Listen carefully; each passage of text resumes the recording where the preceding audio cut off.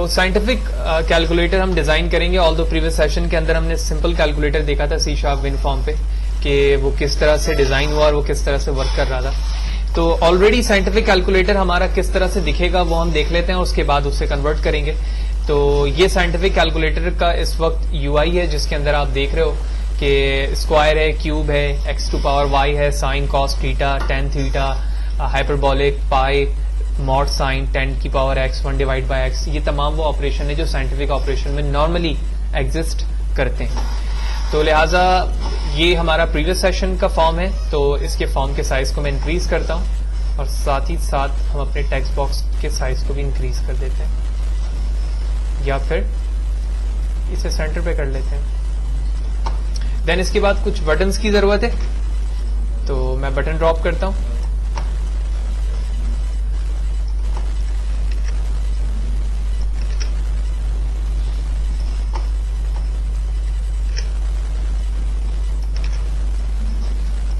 कुछ बटन्स मैंने यहाँ पर कॉपी पेस्ट कर लिए हैं। इन 6 बटन्स को दोबारा कॉपी पेस्ट करता हूँ ताकि ये पेयर्स में बन जाए, ठीक है। और वक्तन फवक्तन जैसे ही हमें जरूरत पड़ेगी मजीद ऑपरेशन की तो हम ऐड करते जाएंगे। तो बटन 6 पर आने के बाद मैं इसको नाम देता हूँ square and the second one is cube. Similarly 10⁻x, तो 10 x। समटाइम ऑपरेशन हमें x⁻y की जरूरत होती है, यानी बेस भी मैं बताऊं और पावर भी मैं ही बताऊं, ठीक है। फिर इसी तरह मॉड का साइन है हमारे पास। और अगर बात की जाए पाई के नंबर की 3.14 की, फिर इसी तरह जो हमारा मेन ट्रिग्नोमेट्रिक फंक्शंस होते हैं जैसे साइन कॉस थीटा, तो इसके लिए हम साइन लिख देते हैं यहाँ पर cos and tan. Similarly sin, hyperbolic,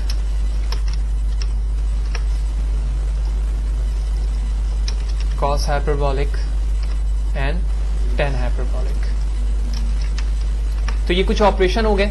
अब जिस तरह हमारा सिंपल कैलकुलेटर वर्क कर रहा था बिल्कुल इसी तरह से हम अपने साइंटिफिक कैलकुलेटर को भी कैपेबल करेंगे कि वही ऑपरेशन करे।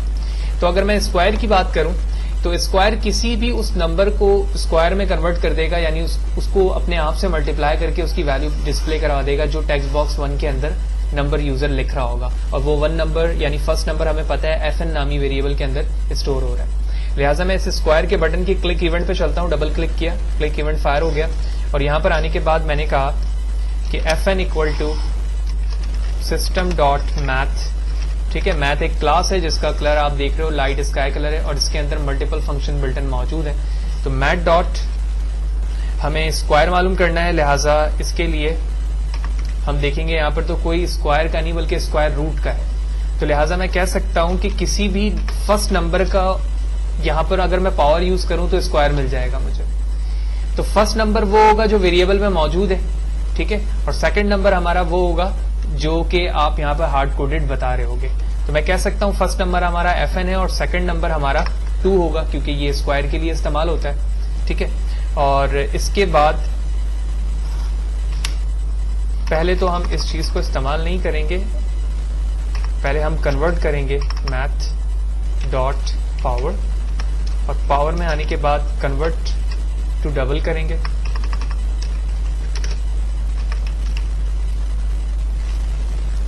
किस चीज को डबल में कन्वर्ट करेंगे? जो हमारा टेक्स्ट बॉक्स है उसमें जो टेक्स्ट मौजूद है।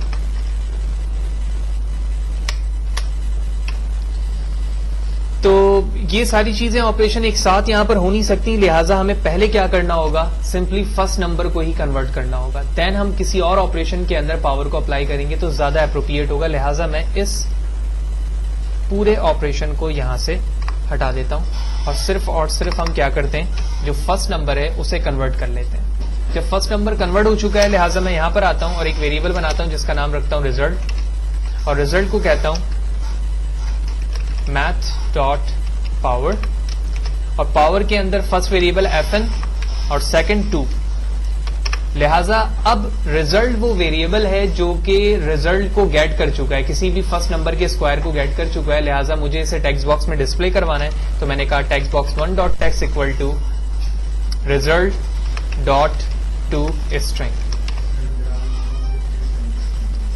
तो इससे हमें यह फायदा होगा कि जो फर्स्ट नंबर की वैल्यू आपने दी थी वो स्क्वायर में कन्वर्ट हुई और स्क्वायर में कन्वर्ट होने के बाद दोबारा टेक्स्ट बॉक्स में आ चुकी है एज अ स्ट्रिंग कन्वर्ट होकर। लिहाजा मैं कंट्रोल एस करके कंट्रोल F5 करता हूं और उसके बाद अपने ऑपरेशन को चेक करता हूं कि 5 का स्क्वायर क्या होता है। मैंने 5 लिखा, स्क्वायर प्रेस किया, आप देख रहे हैं 5 से 25 हो चुका है। सिमिलरली क्यूब के लिए भी हमारी यही कोडिंग होगी, सिर्फ और सिर्फ पावर की जगह यहां पर 2 के बजाय हम क्या लिख देंगे, 3 लिख देंगे, तो वो ऑपरेशन क्यूब में कन्वर्ट हो जाएगी। लिहाजा मैं इस कोड को यहां से कॉपी करता हूं और उसके बाद क्यूब के इवेंट पे चलता हूं बटन के, और यहां पर पेस्ट करने के बाद मैं पावर 3 कर देता हूं। तो ये पावर 2 की पावर से 3 बन चुकी है, यानी किसी भी नंबर का क्यूब बन जाएगा वहां पर। तो कंट्रोल एस कंट्रोल F5, 3 के क्यूब की बात करें तो 27, ठीक है, चेक करते हैं 27, ठीक है। तो स्क्वायर भी देख लिया हमने और क्यूब भी देख लिया, तो अब उस नंबर का वो स्क्वायर हो गया, फिर इस नंबर का क्यूब ये हो गया, फिर इस नंबर का स्क्वायर ये हो गया, सो ऑन सो फोर्थ। ये वैल्यू इसी तरह आगे चलती रहेगी जो एक साइंटिफिक ऑपरेशन कैलकुलेटर में होता है। इसके बाद 10 की पावर x की बात करें तो इसको भी अगर आप बगौर देखें तो इसमें भी 2 नंबर्स हैं, एक बेस है एक पावर है। तो 10 यहां पर बेस है और पावर x है जो यूजर खुद बताएगा। पहले हम क्या कर रहे थे, बेस बताते थे और ये नंबर यानी ये कैलकुलेशन खुद परफॉर्म करके हमें बताता था, लेकिन अब हम पावर बता रहे हैं, बेस हार्ड कोडेड यहां पर मौजूद है। लिहाजा मैं यहां पर आता हूं, कोड पेस्ट करता हूं, लेकिन पेस्ट करने के बाद यहां पर 10 लिखूंगा और यहां पर FN लिख दूंगा, ठीक है, क्योंकि ये बेस है, ऑलरेडी वहां लिखा हुआ है 10 की पावर x, तो 10 यहां पर आ गया और ये वो x है जो यूजर अपने टेक्स्ट बॉक्स पर लिख रहा होगा। लिहाजा कंट्रोल एस कंट्रोल F5। 10 की पावर 2 की बात करें तो आई थिंक 100, ठीक है। तो मैंने जैसे इस पे क्लिक किया तो ये 100, देन ये आगे चलता जाएगा और इन्फिनिटी, जाहिर सी बात है जब उसकी पावर करेंगे तो ये आउट ऑफ रेंज बन जाएगा, ठीक है। तो ये भी हमने सक्सेसफुली यहां पर देख लिया। अब बारी आती है x कैप y, यानी बेस भी आप खुद बताएंगे, पावर भी आप खुद बताएंगे, लेकिन अगर आप इसकी कैलकुलेशन को मैच करो किसी ऑपरेशन प्लस माइनस और मल्टीप्लाई से तो बिल्कुल एक जैसा मालूम होता है। पहले आप नंबर प्रेस करते हैं, फिर आप ऑपरेटर बताते हैं, फिर आप सेकंड नंबर बताते हैं और इक्वल साइन प्रेस करते हैं। तो जो ऑपरेशन मैंने प्लस में किया हुआ है, सबसे पहले मैं उस कोड को गेट करता हूं। तो प्लस में जो हमारा या किसी माइनस में या सब्ट्रैक्ट पे जहां पर भी कैलकुलेशन मौजूद है हम उसे गेट करते हैं पहले। तो मल्टीप्लाई का ये ऑपरेशन है, हम पहले सेशन के अंदर ये डिस्कस कर चुके हैं कि ये तमाम चीजें क्या है। मैंने इसे कॉपी किया, कॉपी करने के बाद x कैप y के इवेंट पे चलता हूं, यहां पेस्ट कर लेता हूं। ऑपरेशन के अंदर मैं स्टोर करवाऊंगा x कैप ऑफ y, यानी टेक्स्ट बॉक्स में यूजर ने लिखा 2, जैसे ही इस बटन को प्रेस किया तो टेक्स्ट बॉक्स एम्प्टी हो गया और ऑपरेशन के अंदर ये वैल्यू सेव हो गई। अब मैं इक्वल के साइन पर आऊंगा और जिस तरह तमाम ऑपरेशन के लिए यहां पर इफ की कंडीशन लगाई गई है, किसी भी एक इफ कंडीशन को कॉपी करता हूं, नीचे पेस्ट करता हूं और ये जो ऑपरेशन किसके लिए, एक्स कैप वाई के लिए। तो एक्स कैप वाई के लिए तुम्हें क्या करना है कि रिजल्ट के अंदर मैट डॉट पावर को कॉल तो करना है, लेकिन यहां पर बेस भी आपका अपना है और पावर भी आपका अपना है। लिहाजा मैं FN कॉमा SN लिखूंगा, दैट्स इट। तो ये क्या करेगा, मैथ डॉट पावर दोनों की बेस और पावर को ऐड करेगा, यानी जो मैथ से रिलेटेड ऑपरेशन है उसके बाद टेक्स्ट बॉक्स में सेव करके उसे डिस्प्ले कर देगा।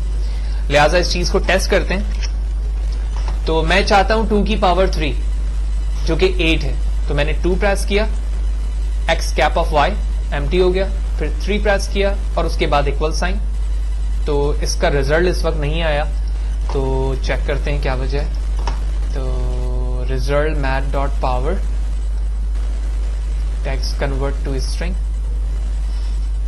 अच्छा जी, कन्वर्ट नहीं किया गया है रिजल्ट को। अच्छा जी, SN यहाँ पर कमेंट हुआ है जो कि हमारा सेकंड नंबर है, ठीक है। तो सेकंड नंबर अब इस वक्त एक्सेप्टेबल नहीं है, यहाँ पर मैं कमेंट हटाता हूँ यहाँ से और उसके बाद दोबारा रन करता हूँ। तो टेस्ट करते हैं 2 की पावर 3 इक्वल साइन। अभी भी ये गेट नहीं हो रहा है, तो हम दोबारा देखते हैं कि कहीं पर कोई चीज मिस हुई हुई है या हमने कुछ एडिट किया था। तो हमारी गलती क्या थी कि हमने प्लस साइन के अंदर जो है वो यहाँ पर माइनस की कोडिंग की हुई थी। इसे मैंने एक्सचेंज किया और एक्सचेंज करने के बाद हमने क्या किया, जब हम इक्वल साइन पर आ रहे थे तो जाहिर सी बात है ये प्लस साइन के लिए कोडिंग मौजूद नहीं थी, ठीक है। और इफ को एल्स इफ कर दिया मैंने, ऑल्दो इसकी कोई इतनी खास जरूरत नहीं है, ठीक है। दोनों में ही ऑपरेशन सक्सेसफुली चलेगा, लेकिन मैंने सिर्फ टेस्टिंग के बिहाफ पर इसे कन्वर्ट कर दिया। तो इसके बिहाफ पर अब हम चेक करते हैं कि क्या x cap y successfully run कर रहा है या नहीं। तो अब मैं 2 की पावर 3 लेता हूं और उसके बाद इक्वल प्रेस करता हूं, तो 8 यहां पर आ गया, which mean x cap of y भी सक्सेसफुली रन हो चुका है। अब मॉड की बारी आती है। मॉड हमेशा क्या होता है, जब भी आप किसी नंबर को डिवाइड करते हैं, फॉर एग्जाम्पल 2 से, तो एक क्वोशंट होता है, एक रिमाइंडर होता है। रिमाइंडर से मुराद ये होता है कि अगर मैं 10 को 2 से डिवाइड कर रहा हूं तो क्वोशंट 10 है, 5 है क्वोशंट, यानी 2 5 10, लेकिन जो रिमेनिंग है वो 0 है। तो मॉड हमेशा दो नंबर को डिवाइड करने के बाद जो रिमेनिंग की लास्ट वैल्यू बचती है वो आपको रिटर्न करना होता है। तो इसमें भी काम दरअसल बिल्कुल वैसे ही होगा जो डिवाइड के लिए हमने किया है, क्योंकि फर्स्ट नंबर देंगे, फिर मॉड प्रेस करेंगे, फिर सेकंड नंबर देंगे और इक्वल साइन प्रेस करेंगे, तो रिमाइंडर की रिमेनिंग की वैल्यूज आ जाएंगी। तो मैं प्लस के पास चलता हूं, यानी इसकी कोडिंग पे कॉपी करता हूं इसके कोड को और मॉड पर आता हूं और मॉड पे पेस्ट कर देता हूं, लेकिन प्लस के साइन को मैं एक्सचेंज कर दूंगा मॉड के साइन से। फिर इसी तरह मैं इक्वल साइन पर आऊंगा और जो लास्ट एल्स इफ है इसे कॉपी करूंगा, कॉपी करने के बाद पेस्ट करूंगा और यहां पर मॉड का साइन दूंगा। इसके बाद आपने क्या करना है कि यहां पर आना है और लिखना है FN मॉड SN, क्योंकि जिस तरह प्लस मल्टीप्लाई डिवाइड का ऑपरेशन होता है इसी तरह मॉड का होता है। Control S control F5 test करते हैं। मैं चाह रहा हूं 10 मॉड ऑफ 2 इक्वल, सही है। 11 मॉड ऑफ 2 1 आना चाहिए, दैट्स इट। इसके बाद डिजाइन पे वापस चलते हैं और मॉड के बाद हमारे पास पाई की वैल्यू यहां पर मौजूद है, यानी टेक्स्ट बॉक्स पे हमें पाई की वैल्यू चाहिए। आप किसी भी फॉर्मेट से गेट कर सकते हैं, आप डायरेक्टली टेक्स्ट बॉक्स 1.text लिख दें और उस स्ट्रिंग में वैल्यू करवा दें, या फिर आप जिस तरह यहां पर देख रहे हो वो भी कर सकते हो। और पाई की वैल्यू आप डायरेक्टली हार्ड कोडेड यहां पर लिखना चाह रहे हो तो हार्ड कोडेड लिख दो, 3.14 576 वट जो भी होती है। 22 को जब आप डिवाइड करते हैं 7 से तो पाई की वैल्यू आ जाती है। तो मैं डायरेक्टली वैल्यू लिख देता हूं, क्योंकि वैल्यू लिखने से फायदा ये होगा कि जो टेक्स्ट में वैल्यू है वो यहां पर आ जाएगी। तो जो कोड मैंने 1 के लिए किया हुआ है मैं उसे कॉपी करता हूं और कॉपी करने के बाद इस बटन पे पेस्ट करता हूं और यहां पर लिख देता हूं 3.14 कंट्रोल S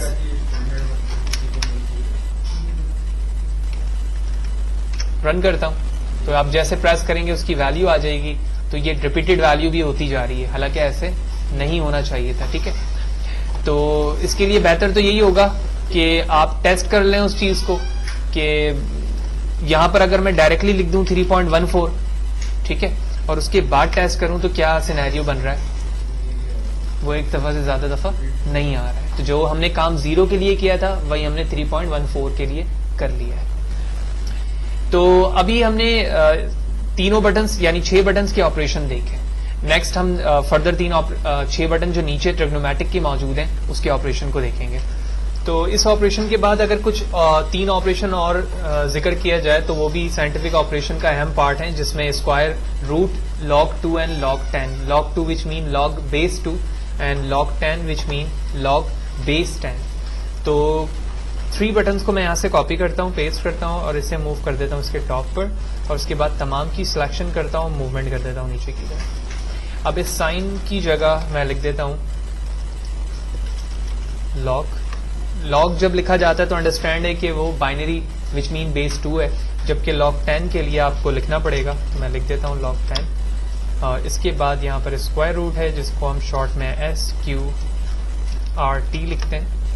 तो log2 के लिए जो कोडिंग हमारे स्क्वायर पे मौजूद है वो थोड़ी सी ज्यादा है, लिहाजा मैं log पे चलता हूँ, डायरेक्ट कहता हूँ FN को सबसे पहले तो हमने कन्वर्ट किया इक्वल टू math.log, ओके। अब इसे कन्वर्ट टू डबल, और डबल में क्या चीज है, टेक्स्ट बॉक्स 1 डॉट टेक्स्ट है, ठीक है। इसके बाद text box 1 dot text equal to convert to string, क्योंकि ये डिपेंडेंट नहीं है किसी दूसरे SN यानी सेकंड नंबर पर। डायरेक्टली आप फर्स्ट नंबर देंगे और बटन प्रेस करेंगे तो उस नंबर का वो log2 बता देगा। लिहाजा मैंने इसे टर्मिनेट किया, और टर्मिनेट करने के साथ ही साथ मैंने इसे कॉपी कर लिया।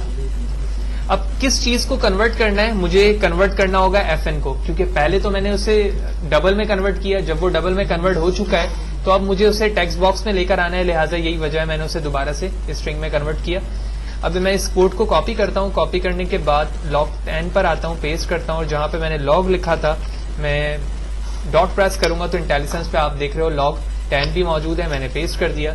दोबारा इसी तरह मैं स्क्वायर रूट पर आता हूं, पेस्ट करता हूं, और यहां पर आकर आप log डिलीट करने के बाद SQRT जब प्रेस करोगे तो स्क्वायर रूट आ जाएगा, कंट्रोल S कंट्रोल F5। तो तीनों बटन पर सेम कोडिंग थी, सिर्फ डॉट के बाद हमारे क्लास के अंदर मौजूद एग्जिस्ट फंक्शन को हमें चेंज करना था। लिहाजा मैंने 9 लिखा, log की वैल्यू कैंसिल, 9 लिखा, log 10 की वैल्यू कैंसिल, और इसी तरह 9 लिखा और उसका स्क्वायर रूट गेट किया तो वो 3 आ गया, ठीक है। तो इस तरह हमने log की वैल्यू को भी आइडेंटिफाई कर लिया, स्क्वायर क्यूब 10 की पावर x देख लिया, 10 की पावर x के बाद x cap y mod and pi value simply ये देख लिया। अब बारी आती है साइन कॉस टेन, जो कि ट्रिग्नोमेट्रिक फंक्शन है, और इस ट्रिग्नोमेट्रिक को हैंडल करने के लिए हमारे पास डिग्री एंड रेडियन का कॉन्सेप्ट होता है, क्योंकि जो हमने फर्स्ट सेशन के स्टार्ट पे हमने यूआई जो देखी थी वो डिग्री और रेडियन है। तो डिग्री के अंदर साइन की वैल्यू कुछ और होती है, रेडियन के अंदर साइन की वैल्यू कुछ और होती है। तो ये डिसीजन आपके इस रेडियो बटन के क्लिक पर बेस करेगा कि आपने डिग्री लिया हुआ है या फिर रेडियन लिया हुआ है। लिहाजा मैं अपने फॉर्म पर 2 रेडियो बटन लेता हूं ट्रिग्नोमेट्रिक फंक्शंस को हैंडल करने के लिए। तो रेडियो बटन 1, और इसे मैं चेंज करके डिग्री नाम रखता हूं, देन कॉपी पेस्ट, और इसका नाम रखते हैं हम रेडियन। डिफरेंट लॉजिक हो सकती है डिग्री और रेडियन को हैंडल करने के लिए, आप इसके क्लिक इवेंट पे लिखें तो, लेकिन मेरी कोशिश ये होगी कि हर एक साइन कॉस और टेन के अंदर हम ये डिसीजन ले इफ के जरिए से कि अगर रेडियो बटन 1 डॉट चेक हुआ हुआ है तो इस बेस पर काम करो, और अगर रेडियो बटन 2 चेक हुआ हुआ है तो इस बेस पर काम करो, ठीक है। तो इसके लिए मैं क्या करता हूं, ये रेडियो बटन 1 है, ये रेडियो बटन 2 है, साइन की कोडिंग पे चलता हूं, मैं कहता हूं if radio button 1 dot checked equal to true. इसका मतलब है कि यूजर डिग्री के अंदर वैल्यूज को रिजल्ट चाह रहा है, लिहाजा इसके डिसीजन में मैं एक कंडीशन लिखूंगा, और एल्स का मतलब है कि वो रेडियन में चाह रहा है। डिग्री के अंदर कन्वर्जन क्या होती है, जो भी वैल्यूज होती है वो मल्टीप्लाई होती है 3.14 डिवाइड बाय 180 से, यानी पाई की वैल्यू 180 से डिवाइड होती है, और जो भी उसका रिजल्ट आ रहा होता है वो एक्चुअल वैल्यू से मल्टीप्लाई हो जाती है, ठीक है। तो इसे हम मशीन के कैलकुलेटर से भी मैच करके देखेंगे। तो सबसे पहले मैं लिखता हूं यहां पर FN equal to math dot sine convert to double. किस चीज को कन्वर्ट करना है, टेक्स्ट बॉक्स को। तो यहां पर टेक्स्ट बॉक्स कन्वर्ट हो चुका है। अब इस टेक्स्ट बॉक्स के अंदर जो टेक्स्ट था उसे मल्टीप्लाई करूंगा 3.14 डिवाइड बाय 180 से, और साथ ही साथ हम इसे टर्मिनेट कर देंगे। जब ये वैल्यू आ चुकी है तो टेक्स्ट बॉक्स 1 डॉट टेक्स्ट के अंदर जो भी वैल्यू है हम उसे किस में कन्वर्ट करेंगे, स्ट्रिंग में। तो कन्वर्ट टू स्ट्रिंग, किस चीज को, FN यानी फर्स्ट नंबर को। इसी दोनों लाइन को मैंने कॉपी किया, एल्स में पेस्ट किया, लेकिन वाज़ेह रहे कि ये चीज हमारी एक्स्ट्रा थी, सिर्फ और सिर्फ किसके लिए, डिग्री के लिए। तो इसे मैंने यहां से हटा दिया, कंट्रोल S, मशीन के कैलकुलेटर पे चलते हैं और इसे हम साइंटिफिक करते हैं, जो कि ऑलरेडी यहां पर साइंटिफिक मोड पे। तो आप देख रहे हो डिग्री पे चेक लगा हुआ है। मैंने 45 के साइन को गेट किया डिग्री पे, ये वैल्यू आई। अब मैं अपने मशीन को चेक करता हूं, डिग्री पे चेक लगाया मैंने और कहा 45 का साइन, तो 0.70 एंड 0.7071। तो ऑलमोस्ट पॉइंट के बाद कुछ वेरी हो सकता है, लेकिन ऑलमोस्ट हमारी वैल्यू बिल्कुल नियर है 7068 और 7071 से, क्योंकि हम नॉर्मली पॉइंट के बाद 2 से 3 वैल्यू को कंसीडर कर रहे होते हैं। फुल वैल्यू ही अगर आप इसको राउंड करेंगे तो वही है 7068 एंड 7071। तो 0.000 के बाद वैल्यू मैच चेंज हो रही है, ठीक है। अगर फर्स्ट या सेकंड वैल्यू मैच नहीं हो रही होती तो हम यहां पर एक्यूरेसी को गेट करते कि बिल्कुल चेंज हो रही है। जबकि अगर मैं इसी चीज को एस्केप प्रेस करूं और रेडियन पर आऊं और 45 का साइन गेट करूं तो ये है। जबकि मैं यहां पर आता हूं, कैंसिल करता हूं, रेडियन पे क्लिक करता हूं, 45 का साइन गेट करता हूं तो 0.8509 की ऑलमोस्ट बिल्कुल सेम वैल्यू आ रही है। दूसरी बात ये है कि जो पॉइंट के बाद वैल्यूज की अंडरस्टैंडिंग है ना, वो दरअसल ये है कि मैंने जो पाई की वैल्यू ली है वो 3.14 ली है। जबकि आप कैलकुलेटर से अगर 22 को डिवाइड करें 7 से तो ये वैल्यू आ रही है पाई की। अगर मैं इसी वैल्यू को 28571 तो मैं लिखता हूं 28571, तो पॉइंट के बाद वैल्यूज एक्यूरेट हुई नहीं है, आगे की तरफ लिखा मैंने। अब कंट्रोल एस करके मैं दोबारा चेक करता हूं तो डिग्री पे चेक लगाया, 45 का साइन गेट किया तो आप देख रहे हो पहले वहां पर 71 था, ठीक है, 76 था, तो हम और भी यहां पर नियर पहुंच रहे हैं। तो इसी तरह पॉइंट की जितनी वैल्यूज मैं अपने रिजल्ट पर बढ़ाऊंगा इसी तरह वो वैल्यू आगे की तरफ बढ़ती चली जाएगी। लेकिन हम नॉर्मली पॉइंट के बाद 2 से 3 वैल्यू को कंसीडर कर रहे होते हैं जो हमारी एक्यूरेसी को बेहतर तौर पे शो कर रहा होता है। तो जो कोडिंग अभी हमने साइन के लिए की है बिल्कुल यही coding cos, ten, sign hyperbolic, cos hyperbolic and ten hyperbolic के लिए होगी, ऑलमोस्ट बिल्कुल सेम। सिर्फ और सिर्फ हम मैथ की क्लास के बाद डॉट के बाद नेम को चेंज करेंगे। तो जिस तरह ये काम हमने साइन के लिए किया हुआ था मैंने इसे कॉपी किया। कॉपी करने के बाद मैं कॉस पे आऊंगा, इसे पेस्ट करूंगा और जहां जहां साइन लिखा हुआ है उसे मैं कॉस से रिप्लेस करूंगा। बाकी तमाम चीजें हमारी लॉजिक बिल्कुल वैसी रहेंगी। देन सिमिलरली 10 पर आया, पेस्ट किया, साइन की जगह डॉट प्रेस करें और 10 आ जाएगा यहाँ पर, और यहाँ पर भी हम 10 लिखेंगे।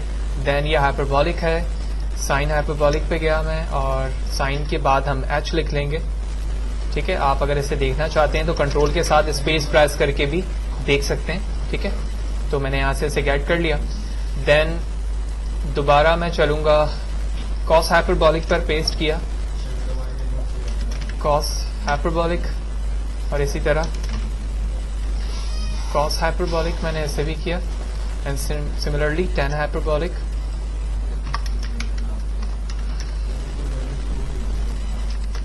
And 10 hyperbolic. इसी तरह अगर आप डॉट प्रेस करें तो आपको डिफरेंट फंक्शंस यहां पर दिखेंगे। फॉर एग्जांपल अगर मैं साइन प्रेस करता हूं तो आप देख रहे हो साइन का नाम भी है जबकि साइन हाइपरबॉलिक है। साइन हाइपरबॉलिक के बाद स्क्वायर रूट, 10 हाइपरबॉलिक, ट्रंकेट, ये सारी चीजें मैथ के फंक्शन में। राउंड भी मौजूद है, किसी नंबर को राउंड करने के लिए इस्तेमाल होता है। और पाई की वैल्यू आप डायरेक्टली गेट कर सकते हैं मैथ डॉट पाई के जरिए से भी। और 2-3 नंबर्स के दरमियान मैक्सिमम वैल्यू को गेट करना। और फ्लोर भी राउंड के अंदर ही होता है, बाज दफा हमें राउंड ऑन करना होता है या राउंड ऑफ करना होता है, तो वहां पर हम फ्लोर या फिर राउंड के इस ऑप्शन को इस्तेमाल कर रहे होते हैं। या एक्सपोनेंशियल है जो कि साइंटिफिक में होता है, आप इस बटन को भी यूज कर सकते हैं। और कॉस हाइपरबॉलिक यहाँ पर मौजूद है, सीलिंग भी उन्हीं में से एक है। ये inverts A10, A sine, A cos, ये इनवर्ट्स के लिए अभी आप इस्तेमाल कर सकते हैं। किसी नंबर को एब्सोल्यूट करना है, ये भी आप यहाँ पर यूज कर सकते हैं।